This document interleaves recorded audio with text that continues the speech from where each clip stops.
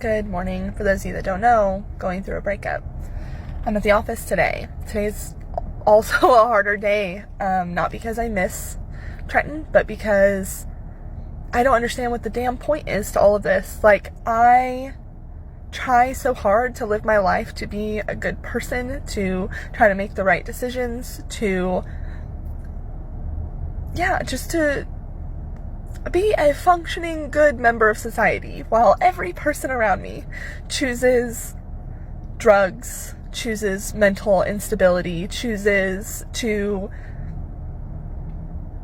just pretend with me. Everybody's got to pretend with me. So now I have to dry these tears, and I have to go in the office, and I have to pretend like everything is okay. So just somebody tell me what the damn point is.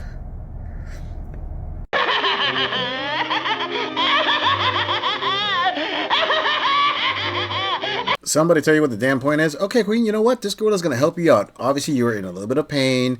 You're kind of suffering, and you want some soothing words to ease everything out. Well, unfortunately for you, I don't really have soothing words. What I have is a big dose of reality, and that is to answer your question, what the point of all this is. Well, the point is that nobody owes you a damn thing. The point is that life is not easy. The point is that you're not going to get everything that you want or deserve or whatever. Welcome to adulthood. Guess what? Things get tough. And you said that the people around you all go into drugs or denial or whatever. Hey, listen, sister, I don't know if this is your attempt of a pity party for everybody to feel sorry for you and say, OMG, you're the victim and everybody around you is the problem. I'm just going to keep it real. If everybody around you is the problem, that means one of two things. Either A, you're actually the problem and you want everybody else to take the blame for it, or B, you purposely surround yourself with toxic people. Either way, it's your choice. And yeah, you're saying that you don't feel sad about the breakup, but here you are, on the verge of breaking up into tears. Something tells this gorilla, you do feel sad about this breakup. It's definitely affecting you. And you're saying that you have to buck up and go into the office and pretend like everything's happy? Oh, boo-hoo. This is only happening to you, right? And we're going to assume that everybody in that office that you're going to go to, everyone's happy but you, right? Their lives are perfect and yours is miserable. Sorry, sweetheart, but my pity well bottomed out. Now go out there and be a strong, independent queen. Before we move on, I want to say thank you, fam, to all of my subscribers for supporting this channel. I truly appreciate all of you who leave comments, who like my videos, and share them on other social media platforms. I truly gotta say thanks, fam. If it wasn't for you, I wouldn't be here. And for those of you who haven't subscribed yet, I thank you for tuning in, and I hope you decide to hit that subscribe button. Moving on! So, I don't keep it a secret. I am single. And I did try the dating apps, and they have failed me time and time again. Like, I'm just done. I'm done with them. But I just want to call out, like, two very memorable experiences from the dating app that just blew my mind. Like, just completely blew my mind. And I've had lots and lots of bad experiences. But, the first one, and this one guy said he had a fetish or whatever, and I was like, okay, and he's like, you're not going to tell anybody, are you? And I was like, well, I'm like, I don't know. I mean, what is it? What's going on? Anyway, apparently he likes to wear women's underwear and liked to show me how pretty he looked in them. So that was one. That was very unexpected. Very, very unexpected. Like, I was thinking a foot thing or something, whatever. The second thing is this one guy asked me if I was fixed. And I'm like, didn't realize I was a dog or any other animal for that matter. And I was like, that's not a very appropriate question, first of all. And he's like, well, I just don't want any more kids. And I'm like, that's just highly inappropriate to ask anyone that you've never met before.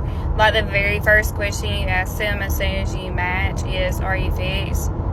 Like, I think I should just stay single. I do.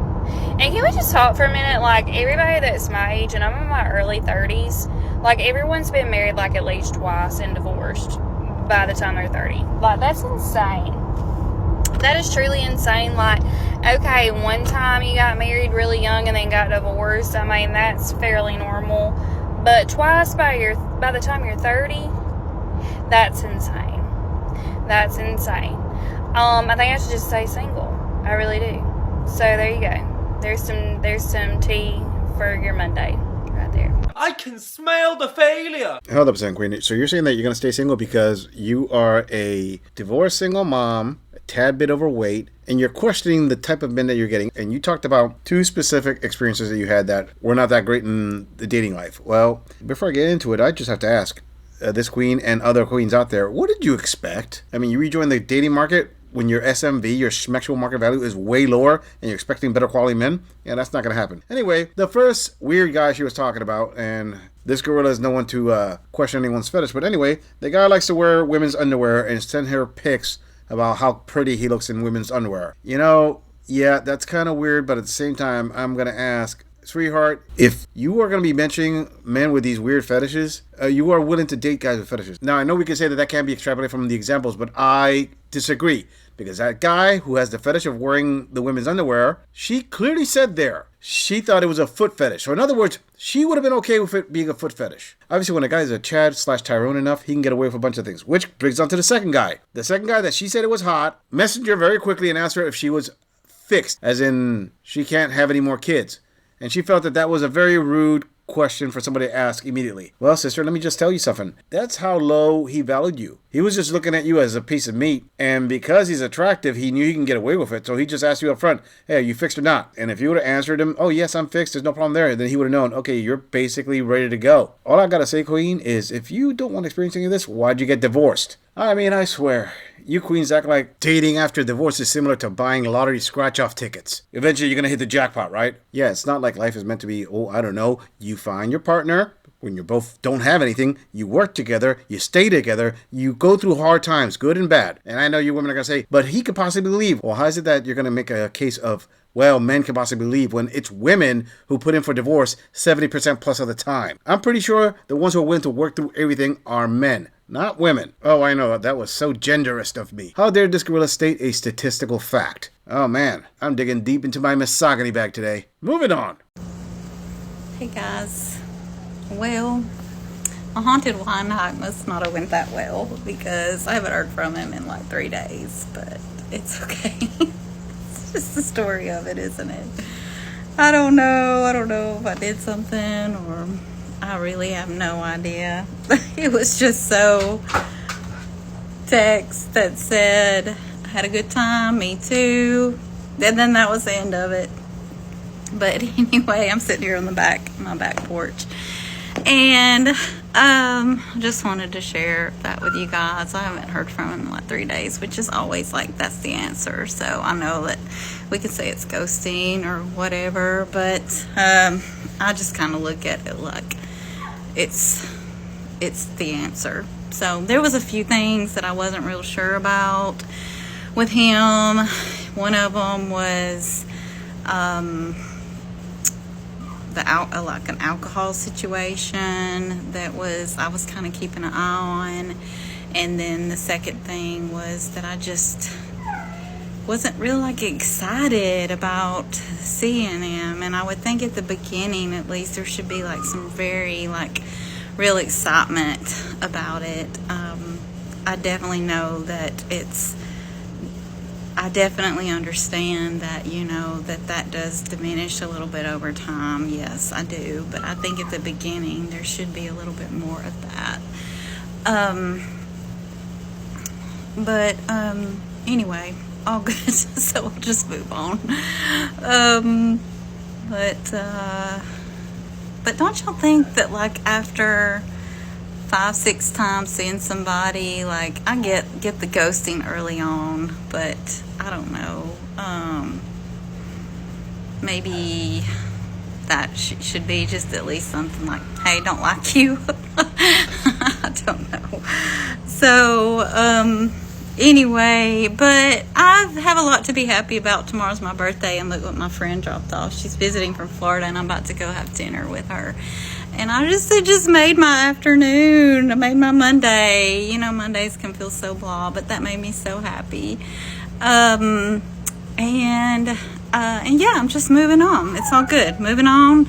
I will be positive, respectful, excited about getting back out there. That's what I want to do.